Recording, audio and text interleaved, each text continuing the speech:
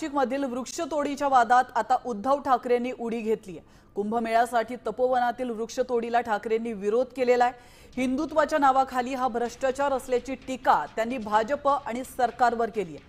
तसंच झाडं तोडल्यानंतर ही जागा अदानींच्या घशात घालण्याचा डाव असल्याचा आरोप देखील उद्धव ठाकरेंनी केला आहे। प्रभू रामचंद्राच्या परस्पर्शाने पुनीत झालेली ही भूमी तुम्ही तिकडे आता साधुग्रामसाठी ही झाडं कापणार, तिकडे साधूंची व्यवस्था करणार, पण त्याच्यानंतर काय करणार हा महत्त्वाचा प्रश्न आहे।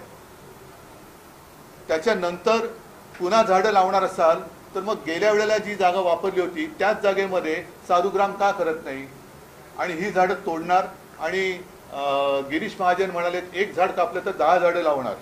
तर एवढी जागा जिथे असेल मग तिकडेच जर जागा रिकामी असेल तर तिथेच साधुग्राम का नाही करत?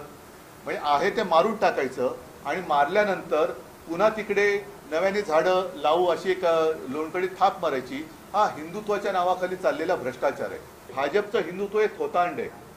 काल परवाकडेच आपल्या माननीय पंतप्रधान यांनी अयोध्येच्या राम मंदिरावरती ती रामध्वजा वगैरे ती फडकवली, म्हणजे तिकडे जाऊन रामराम करायचं आणि नाशिकमध्ये मुंह में राम आणि बगल में अदानी असं यांचं काम आहे की काय? कारण काही म्हणी आपल्याला बदलल्या पाहिजेत।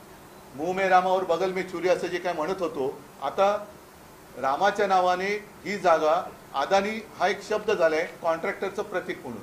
म्हणजे ही जागा उद्या कॉन्ट्रॅक्टरच्या घशात घालण्यासाठी आत्ता कुंभमेळ्याचं कारण पुढे करून तुम्ही तिथली झाडं कापताय किंवा नष्ट करताय हा सरळ सरळ तिथल्या जनतेचा आरोप आहे आणि त्याच्याशी मी सहमत आहे।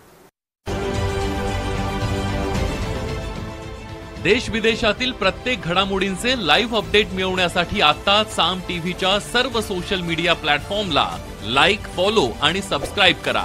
तसंच सर्व नोटिफिकेशनसाठी बेल आयकॉन प्रेस करायला विसरू नका।